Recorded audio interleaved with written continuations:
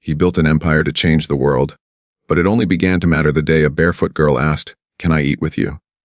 In a world obsessed with wealth and image, one man's quiet eyes shattered a room full of no's and rewrote what it means to belong. The table that changed everything. Nathan Cole sat in silence, untouched dinner in front of him, surrounded by murmurs of power and polish. The Mercer Grill wasn't a place where strangers spoke, let alone barefoot children. But then she appeared. "Can I eat with you?" she asked. Her voice didn't shake. Her eyes were tired, not afraid. Maya, that was her name, 8, maybe younger. Dust-streaked skin, eyes too old for her face. The room stiffened, outrage, discomfort, cameras. The illusion of exclusivity cracked with 3 words. But Nathan stood up. For her. For something long buried inside himself. "She's my guest," he said. And that night, the world paused. The Mercer Grill hummed with soft jazz and sharper conversation, silver cutlery clinking against porcelain, glasses filled with wines that cost more than some people made in a week. Nathan Cole sat at a corner table, the kind that overlooked everything. His dinner sat untouched. He'd ordered the special, line-caught halibut with saffron risotto, not because he wanted it, but because he always ordered the special. That's what people like him did. Habit had replaced hunger years ago. He had just raised his fork when a voice interrupted the perfect rhythm of privilege. "Can I eat with you?" The words weren't loud, but they cut through the room like a slap in a sanctuary. Nathan looked up, startled. Across from him stood a girl, barefoot, thin as a whisper, her dress nothing more than a scrap of faded fabric hanging from narrow shoulders. Her dark hair was tangled, her skin dry and stretched over hollow cheeks. But it was her eyes that held him wide, worn, and exhausted beyond her years. "I'm hungry," she said softly. "Please." For a long breath, the entire restaurant froze.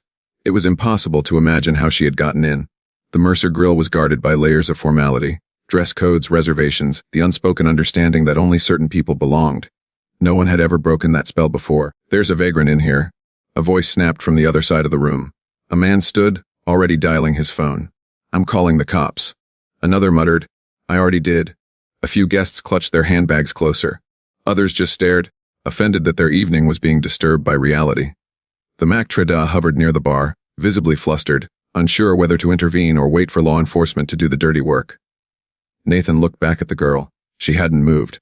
Her feet were planted on the polished marble floor, too dirty to reflect her image. She held the front of her dress in both hands, knuckles white, like she was trying to hold herself together. But she didn't cry. She didn't plead. She waited. "What's your name?" Nathan asked. She blinked. "Maya." He pulled out the chair across from his own and gestured with a slow, steady hand. "Sit down, Maya." Gasps rolled through the dining room like a wave. A woman actually dropped her fork. The maitre d' stepped forward. "Sir," he stammered. "Shush, she can't."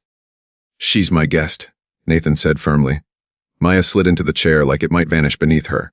She sat on the edge, back straight, not quite believing she was allowed to be there. Her hands hovered above the white napkin, too clean for her to touch. Nathan watched her, and something unfamiliar twisted in his chest. The double doors at the front of the restaurant burst open. 2 police officers entered, shoulders squared, scanning the room. One pointed toward Maya. "We got a report of a minor trespassing." And Nathan raised his hand calmly. "She's not trespassing. She's with me." The officer paused. "Is she your daughter?" "No," Nathan replied, voice level, "but she's under my protection for now." The second officer stepped forward. "Sir, if she's not family, we have to." Nathan reached into his jacket and pulled out a leather card holder. "Cole." "Nathan, you'll find I've made contributions to both your precincts in the last 2 years. Kindly give us a moment." The officers exchanged a glance, tension loosening just enough. "We'll wait outside," the first one said, and turned. Maya didn't look at them. She sat frozen, staring at the untouched bread basket in front of her like it was made of glass. In the corner, a young man with glasses lowered his phone and grinned. Within seconds, he had type. "Famous tech billionaire shares dinner with homeless girl at 5-star restaurant. Altruism or publicity stunt." The photo of Nathan standing beside Maya began to spread. Nathan sat down again and gently nudged the bread toward her. "You're safe now," he said. Maya looked up. "You really don't want me to leave. I invited you, didn't I?" She hesitated, then took a piece of bread, holding it delicately like it was too precious to break. Nathan watched her manners, so careful, so instinctively graceful. She wasn't just hungry. She was trying not to lose her dignity while filling an empty stomach. More whispers circled the room. A woman hissed, "He's ruining this place." A man muttered, "Is this performance art?" And Nathan ignored them. He pushed his plate toward Maya. "Try this salmon. It's good with the potatoes." She took a cautious bite, then another. Her eyes widened. "That's real fish." He smiled faintly. "The realest. And for the first time that night, Maya smiled too. It wasn't just food she was tasting. It was warmth, recognition, the radical experience of being seen. And Nathan, sitting across from her, felt something inside him quietly shift. The empire he had built, the endless meetings and strategies, had never given him what this moment did. Not power, not pride. Presence. The room around them buzzed with disapproval. But at that table, something sacred had begun. Maya held the napkin in her lap like it was spun from gold. She hadn't unfolded it yet, hadn't even touched the cutlery. Her shoulders were tense, her back straight, as though at any moment someone might grab her and tell her to leave. Nathan watched her from across the table. The chaos of the restaurant, the whispers and side eyes, had dulled into a muted hum. His world, once filled with investor calls and perfectly aged wine, had narrowed to the small girl in front of him, her hands trembling as she held something as simple as a Lenin square. She glanced up at him, eyes wide but wary. "You really don't want me to leave. I invited you, didn't I?" Nathan said gently. Her posture eased, just a little. Still, she didn't eat. She looked around the room as if still searching for the moment when someone would shout, "Enough," and pull her away. "Go ahead," Nathan added. "It's okay." Maya nodded, barely. She lifted a spoon and dipped it into the soup, taking a cautious bite. Her face didn't change at first, but then she paused, swallowed, and closed her eyes. When she opened them again, something softer lingered in her expression. "It's warm," she whispered. Nathan smiled, not out of politeness, but because her awe humbled him. He was used to people faking admiration, clients, donors, even politicians, but Maya's wonder was honest. She wasn't impressed by the restaurant or the plates or the glinting lights. She was grateful for warmth. For soup, she spooned another bite into her mouth, careful not to spill. Her small hands shook, trying to hide the desperation in her hunger. Even now, with food in front of her, she fought the instinct to eat quickly. Dignity, Nathan realized. She was trying to hold on to dignity in a world that had tried to strip it away. "Where are your parents, Maya?" he asked, gently, not expecting much. He had asked because it felt wrong not to. She stared down into her soup and didn't speak right away. He waited. "There was a flood," she said finally. "A big one. Mama couldn't swim." Nathan's throat caught. "And your father?" "He tried to hold me above the water." She said it so simply, so plainly, like she was reciting an assignment in school. But her voice faltered as she added, "He couldn't do both." The silence between them thickened. Nathan didn't respond immediately. He had no words. His mind, used to solving high-stakes business problems, now stood still in front of the one thing he couldn't fix: grief. A child's grief, buried in resilience and spoken with such quiet strength it broke something open inside him. "I'm sorry," he said softly. Maya shrugged like it didn't matter. "I sleep under the highway now. There's a bridge near the canal. It's dry most nights." He couldn't look away from her. The things she said with such ease. Things no child should be able to say, stabbed at him with every syllable. And yet she didn't cry. She didn't flinch. This was her life. Just another version of bedtime stories and backpacks and snack time, only stripped of safety, stripped of routine. Just survival. Nathan leaned forward, resting his elbows on the table. "How long have you been out there?" "Since July." After the flood. He did the math. That was months, an entire season. "Do you stay alone?" "Sometimes I see other kids, but they don't stay long. Some adults come and go. I just stay quiet so nobody bothers me." Her words hit like stones wrapped in silence. There was no drama in them, no self-pity. Just facts. As if sleeping under a bridge and asking strangers for food were as ordinary as brushing your teeth. "How do you eat?" he asked. "Sometimes people give me scraps. Sometimes I find food behind grocery stores." She looked up at him. "Not meat, though. I got sick once." Nathan clenched his jaw, staring down at the table for a moment before lifting his eyes again. His empire, Caltech, his interviews on CNBC, the global speaking gigs, none of it had prepared him to sit across from an 8-year-old child who spoke about digging for scraps like she was discussing school lunches. The waitress returned, hesitant, balancing a second bowl of soup on a tray. She set it gently beside Maya and murmured, "My grandma grew up in a camp during the war. She would have wanted me to say thank you, sir." Nathan nodded, but gestured toward Maya. "It's not me you should thank." The waitress turned and looked at Maya. "Enjoy, sweetheart," she said warmly before walking away. Maya glanced at Nathan, eyes filled with uncertainty. "Is it okay to have seconds? You can have as much as you want." And then she smiled, not a half smile or polite one, but a full, luminous, knock the breath from your lungs smile. Nathan leaned back, breath hitching. It wasn't just a smile. It was sunlight after weeks of storm. In that moment, Nathan realized something else. This wasn't just a dinner. This wasn't charity. This was the start of something. Something that could no longer be undone. Outside, camera flashes sparked against the restaurant's tall windows like fireflies on speed. The buzz of notifications began to hum across the phones of diners who moments ago had only cared about wine pairings and rare steak temperatures. Inside, the Mercer grill simmered with a tension that no chef could ever cook down. Nathan Cole knew it the moment he heard the sharp clink of cutlery stilled mid-air and saw heads turn not just toward his table, but toward their phones. The photo was already spreading. Maya had just started eating her second bowl of soup, small hands still wrapped tightly around the warm bowl. Her elbows stayed off the table. Her posture was proper, despite the way the napkin was bunched in her lap like a fragile gift. Nathan could sense her still bracing herself, waiting for someone to tear it all away. He leaned in. "It's okay. Just eat. You're safe here." She looked up, checking his face for any sign that it was a lie. She seemed to relax just a little, just enough to let herself pick at the bread roll beside the soup. She didn't tear it apart like someone starving. She peeled it gently, slowly, like something sacred. But not everyone shared the reverence. Across the room, a woman wearing pearls and a stiff expression leaned toward her husband and hissed, "He's ruining this place." Behind her, another man whispered, "Is this performance art? Because I didn't sign up to be part of a social experiment." And Nathan heard them, of course. He wasn't new to whispers or headlines. But this was different. This wasn't business critics or industry rivals questioning his acquisitions or tax filings. This was the elite disapproving of kindness, and that made his stomach twist. Just then, his phone buzzed on the table. Kara, his PR chief, he let it ring. It buzzed again. He picked it up, and held it to his ear. "Nathan, what are you doing?" Kara's voice was tight, urgent. "The photo is already on 5 blogs. Every network is calling. People are divided. Some think it's beautiful. Others think you're using this girl for attention." He looked across the table at Maya, who had just taken a bite of salmon, chewing carefully, her eyes darting to his every few seconds like she needed his approval to keep going. "I'm having dinner," Nathan said quietly. "You need to leave now, or release a statement. Something controlled, something measured. If you say nothing, they'll fill the silence with whatever story they want." And Nathan watched Maya push a forkful of potato into her mouth. Her fingers were trembling again just a little. "I'm not releasing anything," he said and ended the call. He turned the phone face down and pushed it away. Maya tilted her head. "Are you in trouble?" Nathan shook his head. "Maybe a little." Her face fell. "Because of me?" "No," he said quickly, voice gentle. "Because of people who think kids like you don't belong in places like this." She blinked, unsure how to respond. "I didn't mean to break rules," she said. "I just wanted to stop being hungry." "You didn't break any rules," Nathan murmured. "They were broken before you got here." The maitre d', who had been nervously hovering near the kitchen, now walked over, hands clasped tightly, his tone forced into polite professionalism.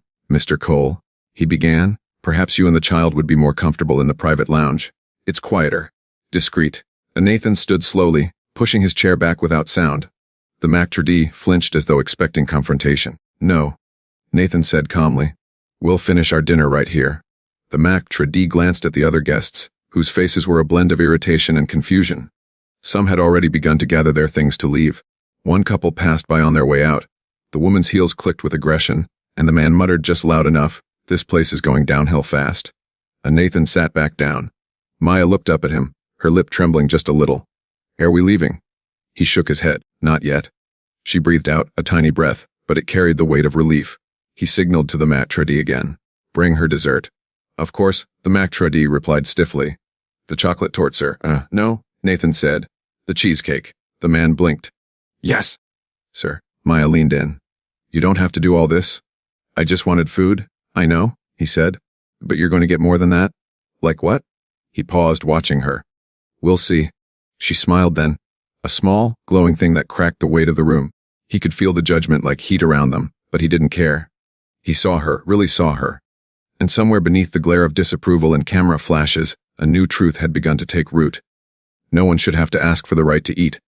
Nathan looked around the room, then back at Maya. This table, this simple table, had become a battlefield.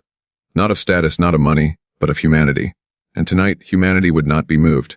Nathan kept his arm gently around Maya as they stepped out of the Mercer grill and into the sharp, snapping storm of camera flashes. Reporters shouted questions, some desperate, others accusatory. "Mr. Cole, is this a publicity stunt? Is the child really homeless? Are you adopting her?" He said nothing. He didn't even look at them. He only moved forward, shielding Maya with his body, guiding her down the sidewalk like a lighthouse in a storm. Her tiny hand clutched the linen napkin from the restaurant, now wrinkled and clutched tight like a lifeline.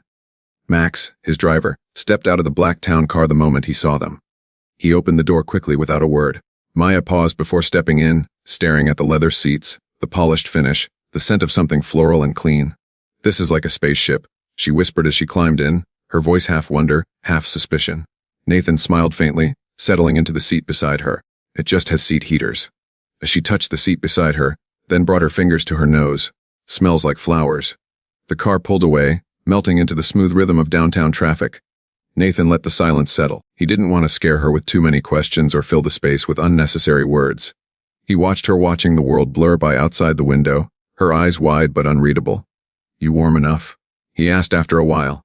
She nodded, still holding the napkin close to her chest. "It's mine, right?" "Of course," he said. "It's yours." More silence passed between them. Then, in a smaller voice, she asked, "Where are we going?" "To my place."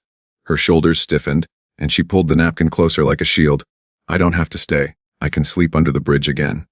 I know how to be careful." But Nathan felt the words hit like ice in his chest. The fact that she offered to go back there, to the cold, to danger, rather than be a burden, said everything about the world she had known.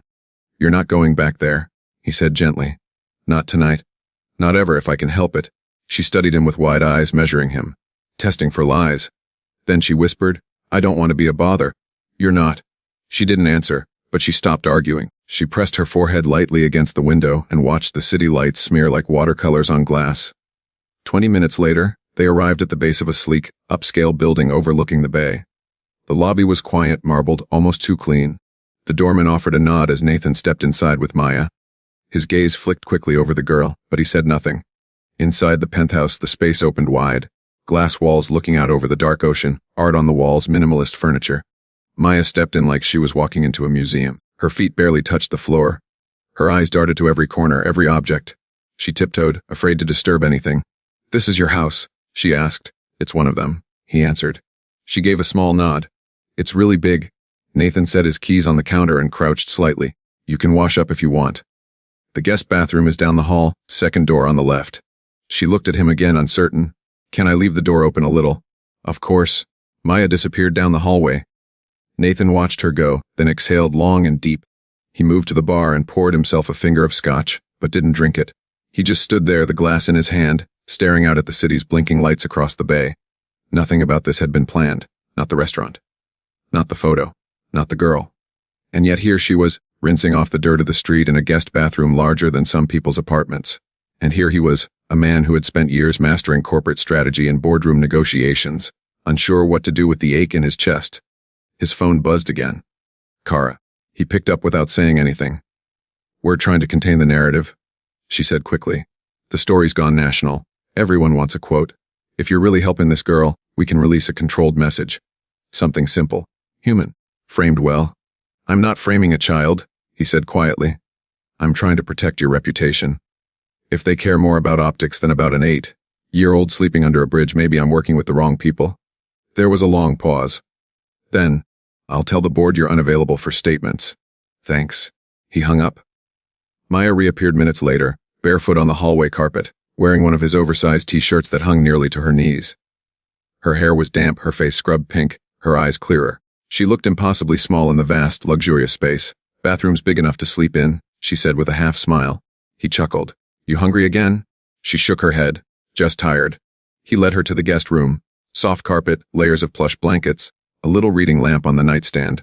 She stood at the door, unsure. "You don't have to stay if you're scared," he offered gently. "I'm not scared," she said. "Just not used to doors." He nodded. "I'll leave it open a little. If you need anything, I'm down the hall." She climbed into the bed like she thought it might disappear, her fingers still wrapped around the napkin. Under the covers, she whispered, "Do you always eat alone?" He hesitated. "Lately, yeah." She nodded, then whispered, "Me too." He stood in the doorway a moment longer. "Good night, Maya." "Good night, Mr. Nathan." As he walked back to the living room and sat on the couch, he looked around the quiet, gleaming apartment and realized something profound. For the first time in years, he didn't feel completely alone. The next morning, Nathan stood in the kitchen of his penthouse, staring at the slow drip of coffee into a white ceramic pot. The sun hadn't yet cleared the horizon, but the city outside was already murmuring awake. He glanced down the hallway toward the guest room, where Maya still slept under layers of soft blankets. The door was cracked open, just as she'd asked. He hadn't slept much. His mind had wandered all night, circling around a question that no boardroom, no press team, No billion-dollar deal had ever forced him to face. What now? He had taken her in. This child with eyes older than her body, who carried grief and hunger like an old friend, and for one night, he had given her safety. But one night wasn't enough. He knew that now. Maya didn't need a bed for a night. She needed a future. Nathan pulled out his phone and scrolled through his contacts until he found the name Rosa Ramirez. He hadn't spoken to her in years, not since the early days of Caltech when he volunteered once a week at a youth shelter, just to feel like he hadn't sold his soul completely. Rosa had run the kitchen then, sharp-tongued and full of heart. She had once called him a rich kid trying to rent his conscience, and somehow they'd become friends. He dialed. She answered on the second ring, Nathan Cole. She said no pretense, just curiosity. That's a name I haven't heard in a while. Rosa, I need your help. There was a pause. I figured, you never call unless your soul's doing somersaults. Nathan almost smiled. It is. He explained everything. The restaurant, the girl, the bridge, the photo. The silence on the other end of the line stretched longer than he expected. Her name's Maya, he finished softly. She's 8. She's sleeping in my guest room right now. Rosa's voice returned, quiet but firm. You did the right thing by feeding her, Nathan. But feeding her isn't enough. Not if you want to actually help. I don't know what I want, he admitted. I just know I can't let her go back to that bridge. Then don't, Rosa said, but you better be ready. This isn't a dinner party. This is the system. And the system doesn't care how many zeros are in your bank account. Then tell me what to do. Start with stability. She needs to feel like she's not just a guest in your world. She needs roots. And if you're serious, I'll help you build them. Later that afternoon, Rosa arrived at Nathan's penthouse with a canvas bag slung over one shoulder and her hair pulled back in a no-nonsense bun. She stepped into the sleek living room and let out a low whistle. Place looks like a museum, she muttered. You sure it's safe for a kid to sneeze in here? Nathan shrugged. It's hers now too. She arched an eyebrow. We'll see. Maya appeared a moment later, peeking from behind the hallway wall. She was still wearing Nathan's t-shirt, now belted loosely at the waist, and her hair had dried in wild curls. Rosa softened immediately. Hey there, she said gently. You must be Maya. Maya nodded. Are you nice? Rosa grinned. Depends on who you ask. But I brought crayons. That was all it took. Maya lit up and came out from behind the wall, and within minutes, the two of them were sitting cross-legged on the living room rug, surrounded by colored pencils, sketch pads, and quiet conversation. Nathan watched from the kitchen, leaning against the counter with his arms crossed, something unfamiliar and fragile blooming in his chest. Rosa stayed for over an hour. When Maya finally wandered into the guest room for a nap, Rosa stood and stretched. She's bright, guarded but open. She's been through more than any child should, but she hasn't shut down. That's a gift. And a warning. What kind of warning? Nathan asked. She'll latch onto anyone who gives her warmth. But she's also watching to see how long it lasts.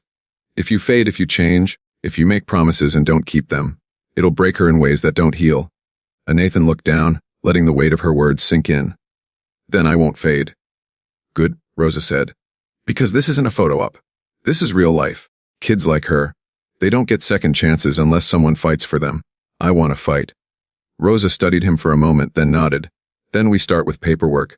She needs a legal guardian. You're about to step into a system that doesn't trust people like you just because you have money. You'll need background checks, home inspections, psychological evaluations, maybe even a court hearing. Nathan didn't flinch. Whatever it takes. As Rosa turned to leave, she paused by the door and looked back at him.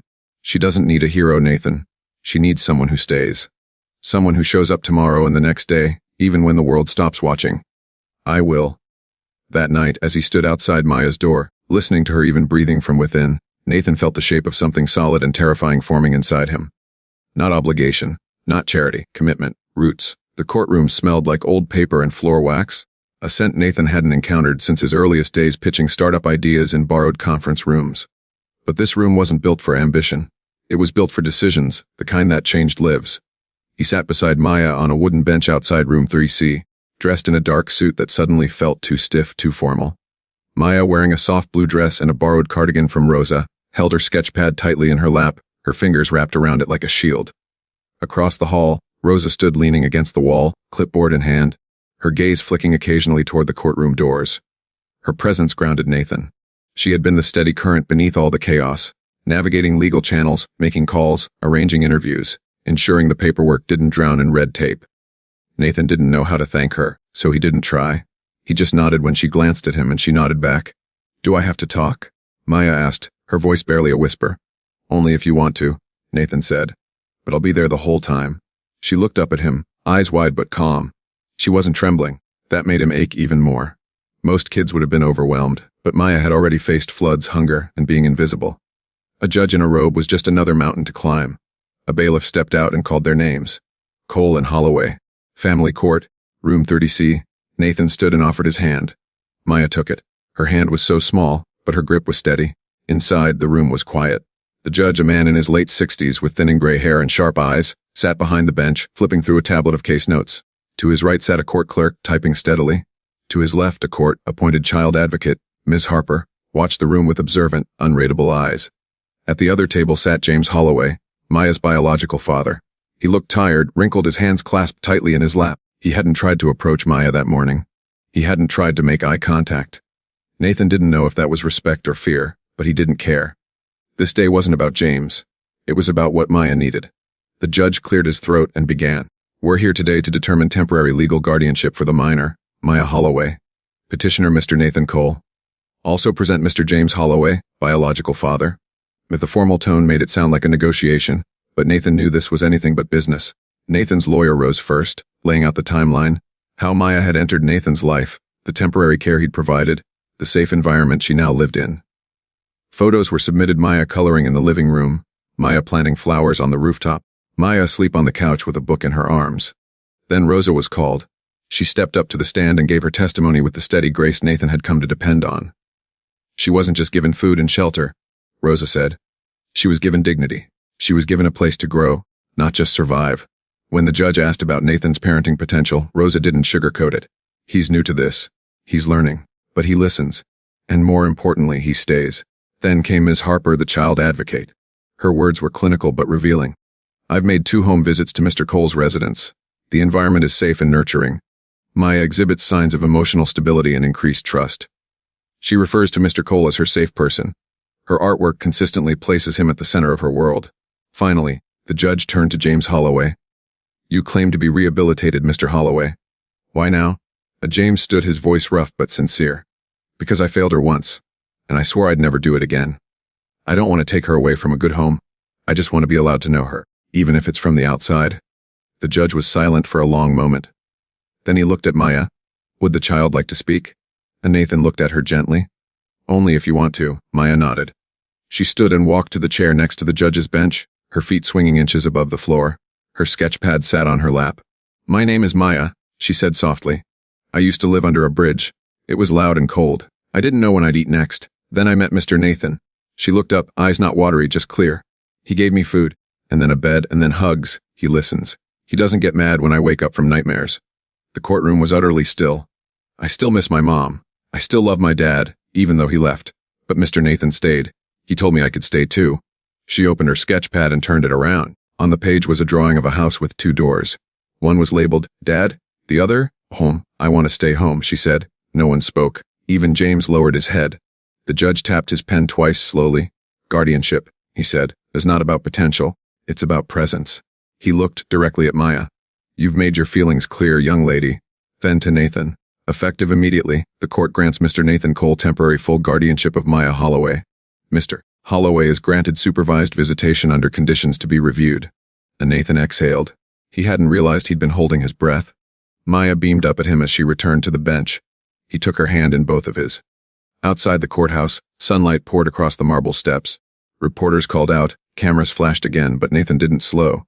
He scooped Maya up into his arms and carried her past the noise. For the first time, she didn't hide her face. And he didn't look back. It started with a knock. Not loud, not urgent. Just soft enough to carry weight, the kind of sound that carried history behind it. Rosa opened the door to Nathan's penthouse and found herself face to face with a man whose presence seemed to pull the air around him tight. His jacket was faded leather, the kind worn not for style but survival. His face, creased and weather-worn, bore the evidence of years that hadn't been kind. In his hand he held a thin, crumpled folder. "I'm looking for Nathan Cole," he said. His voice was low, cautious, like someone unsure of whether he belonged inside a place with polished marble floors. Rosa narrowed her eyes, her instincts kicking in.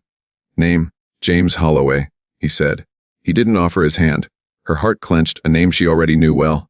She'd seen it on court documents, read it in reports, and heard it from Maya's own lips, usually followed by silence. She studied him for a long moment. Wet here, she said. Nathan was in his home office when Rosa came in. He looked up from a folder filled with social worker assessments and legal memos. There's someone here, she said. Maya's father. And Nathan stood slowly.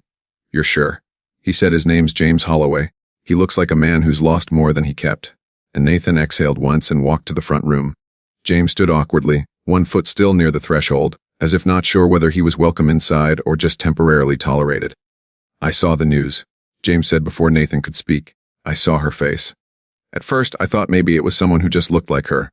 But then I knew. I'd know my daughter anywhere. And Nathan stood still, unreadable. I didn't come here to start a fight, James added quickly. I didn't know where else to go. And Nathan motioned for him to come in. Not out of warmth, but necessity. If there was going to be a conversation, it needed to happen on his terms. They sat across from each other in the quiet living room, the city buzzing softly outside the glass walls. You left her, Nathan said, calm but firm. James's face tightened. He pulled out the folder and set it on the coffee table. Inside was a single photo, an old, faded print of a younger Maya, maybe 4 years old, perched in his lap. She had the same wide eyes, the same cautious smile. She was everything, he said. After the flood, after her mama died, I fell apart. I didn't know how to hold her and hold myself at the same time. She slept under a bridge, Nathan said, his voice cutting through the room like frost. She almost starved? The James winced, but he didn't look away. Didn't know. I swear, I didn't know she was out there alone. I wasn't right in the head. I drank too much. I drifted. Then the photo went viral and I saw what I'd lost. What I gave up. And now you're here, Nathan asked. Because of guilt. Because you saw your daughter in a billionaire's apartment and thought maybe there's something left for you. I came because I want to see her, James said. I'm not here to take her away. I just want her to know I didn't forget her. Nathan leaned back, studying him. You don't get to rewrite the story just because it's being televised now. I'm not trying to rewrite it, James replied. I'm just hoping I'm still a footnote in it. For a long while neither spoke. Finally Nathan said, let me talk to her. I won't force anything. James nodded. That's more than I deserve. That evening, Nathan and Maya sat wrapped in a soft blanket on the balcony, watching the city lights flicker on.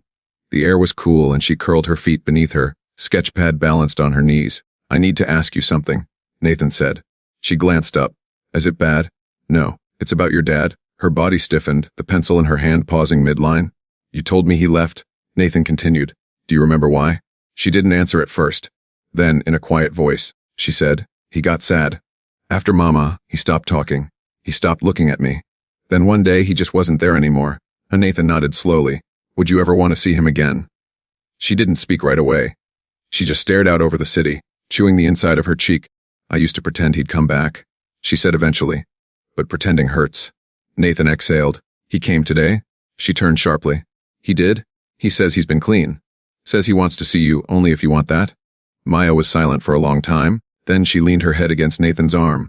Will you be there if I do? Every second. She nodded once. Okay, just once. The next day, Rosa arranged the meeting in a quiet room at her community center. No cameras, no media, no noise. Maya sat in a small chair, Nathan beside her, his hand lightly on her back. James entered slowly, removing his cap as he stepped in. Hey, little star, he said. Maya didn't run to him, she didn't cry.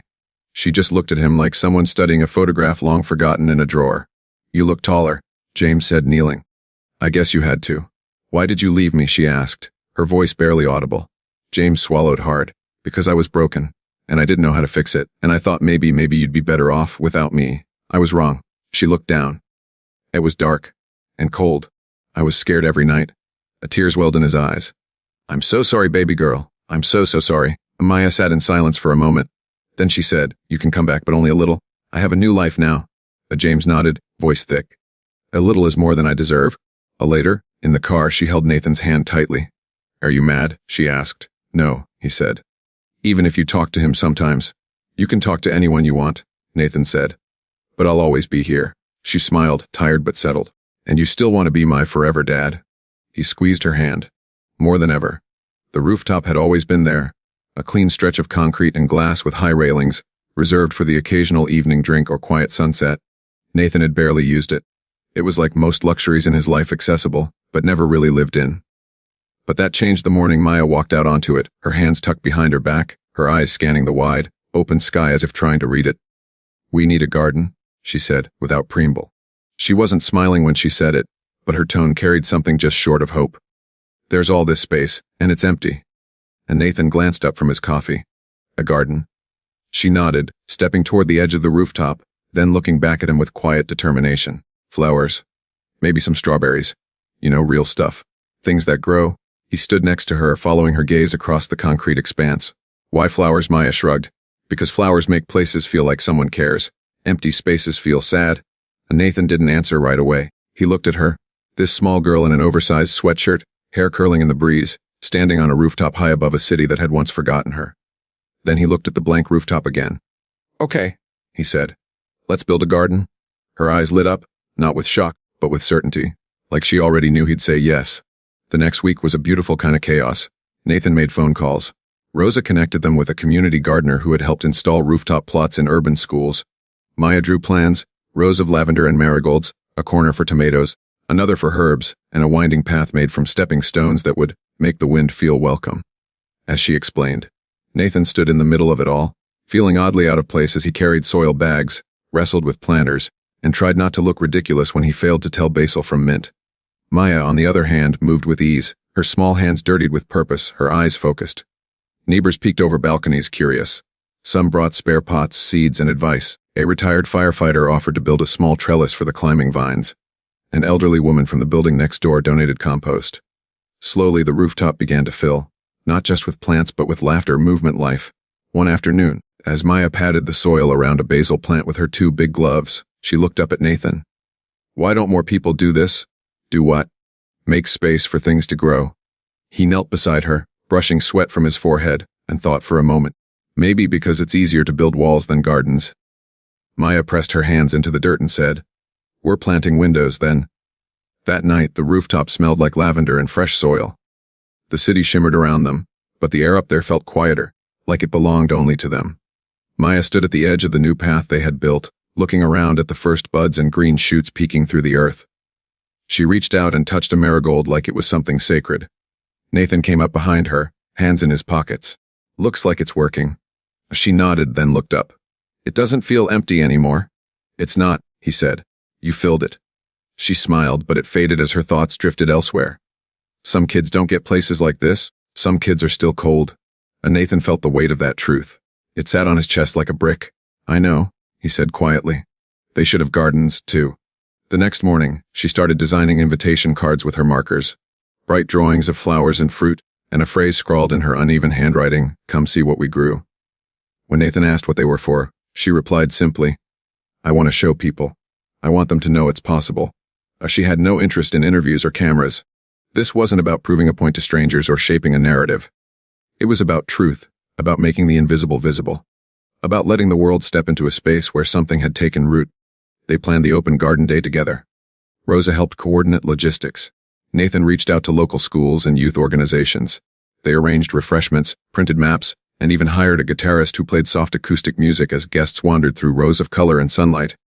On the day itself, the rooftop was full. Children danced between planters. Adults knelt down to smell herbs or ask Maya how she got the strawberries to grow.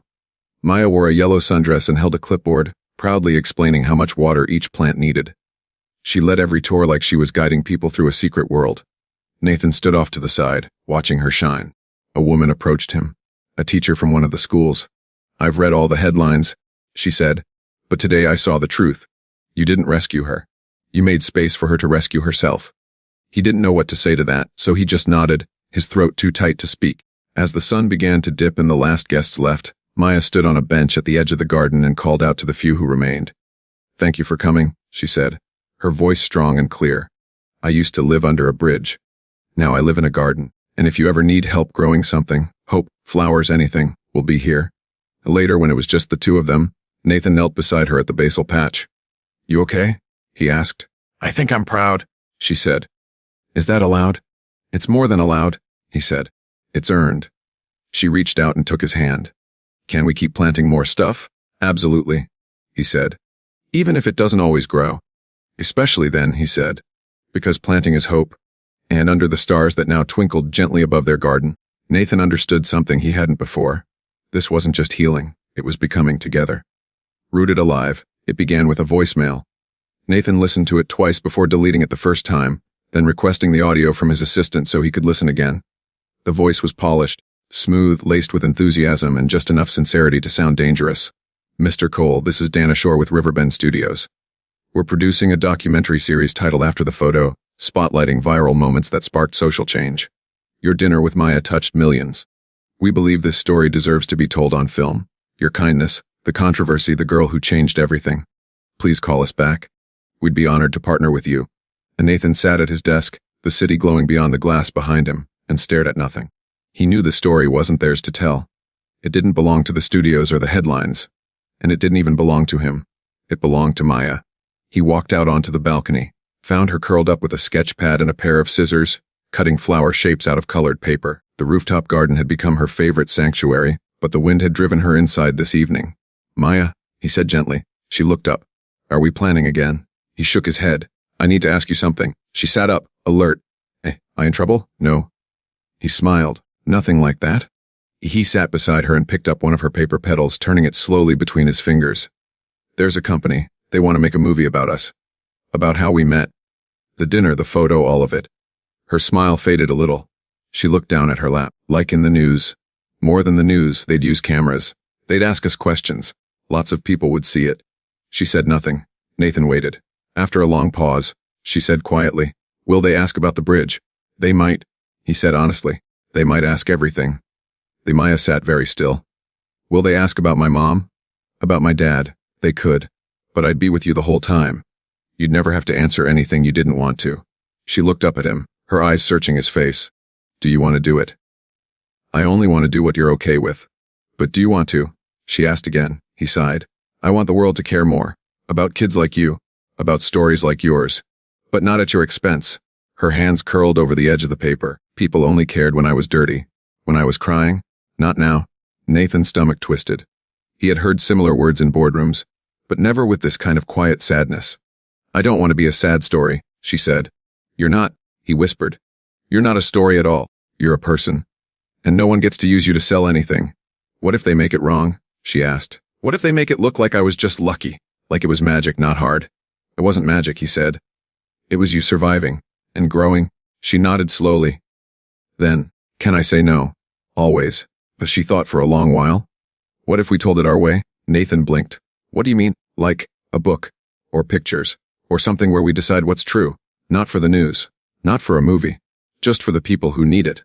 He looked at her, stunned by the clarity, the maturity of it. You'd want to help tell it? I already do, she said. In my drawings. He smiled. Then we'll tell it your way. The next morning, Nathan called the studio. He declined the offer with firm grace. No, thank you. This isn't your story to package. The girl in the photo, she's not a symbol. She's a child. And she's building something that doesn't need your spotlight to bloom.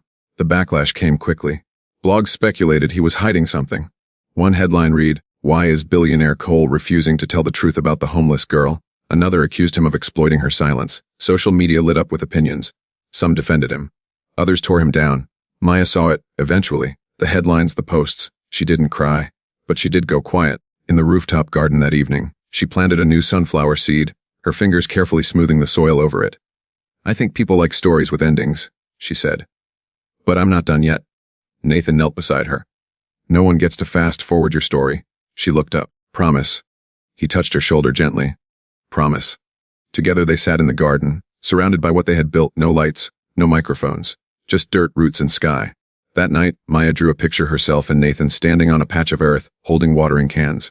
Around them, flowers bloomed. Some were only stems. Some hadn't yet sprouted. In the corner, a sign read, Yet Still Growing. She handed it to him and said, This can be the cover. The cover of what? He asked. She smiled. Our real story. He framed it that same night. The morning of the adoption felt different. Not dramatic, not loud, just quietly sacred, like the first breath of spring after a long, gray winter. Nathan stood in the mirror, adjusting his collar, his hands steadier than he expected. Behind him, the apartment was still. No press outside. No camera crews. Just Maya humming to herself from her room down the hall, braiding her hair the way Rosa had taught her. He walked into the kitchen and found her already dressed, wearing the white dress she had picked out weeks ago. It was simple, with little embroidered sunflowers on the hem. She had drawn a matching flower on her cheek with a makeup pencil. Just one, and it made her look like sunlight in human form. You ready? Nathan asked. Maya nodded. Do I have to say anything today? Only if you want to, he said. This part isn't about talking, it's about choosing. As she walked beside him to the elevator, holding his hand but not tightly, more like she was reminding herself it was real. At the courthouse, the halls looked less intimidating than they had weeks ago. Familiar, even. Rosa was already waiting outside the courtroom, her hands folded over a file. She wore her usual practical clothes, but today her eyes were softer, her smile fuller. Big day? She said, crouching down to Maya's level. You excited sunflower. Maya smiled shyly. A little? Inside the courtroom, the hearing was brief. The judge was the same man from the custody hearing, but today his tone carried more warmth, more weight. We are here to finalize the petition of adoption for Maya Holloway into the care and custody of Mr. Nathan Cole. He read aloud. Maya sat beside Nathan, swinging her feet above the ground. You understand what this means, young lady? The judge asked her gently. She nodded. It means I get to keep him. The courtroom chuckled softly. Even the judge smiled. Well then, he said, tapping the gavel with a quiet thud. As of this moment, Mr. Cole, you are legally and fully Maya's father. And Nathan's breath hitched. He looked at Maya, who grinned and leaned into his arm. He wrapped it around her, blinking fast. Do we get a paper? She whispered. Yes, he said, smiling. A very important one. They left the courtroom holding hands, a folder tucked beneath Nathan's arm. Outside, Rosa hugged them both, whispering something to Maya that Nathan didn't quite catch. But Maya nodded, solemn and proud. Back at home, the celebration was quiet. A cake Rosa baked from scratch. Music playing softly from an old speaker. A few neighbors from the rooftop garden stopped by with flowers and cards. Maya accepted them like someone twice her age, saying thank you with the kind of grace only a child who had known absence could offer. Later that evening, Nathan found her sitting on the couch, staring at a piece of folded paper in her lap. Want to talk about it? He asked.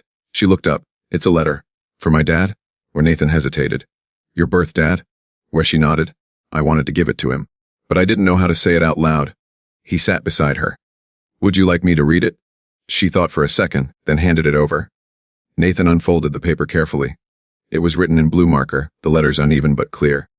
Dear Dad, I still think about the day you held me after the flood. I know you tried.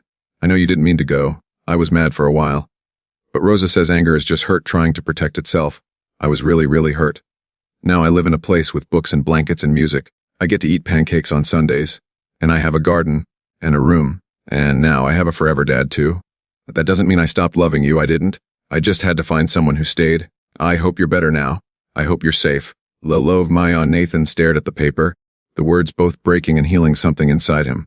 She's so brave, he thought, not just for surviving, but for forgiving. He looked at Maya, who had curled her knees into her chest, eyes wide, waiting.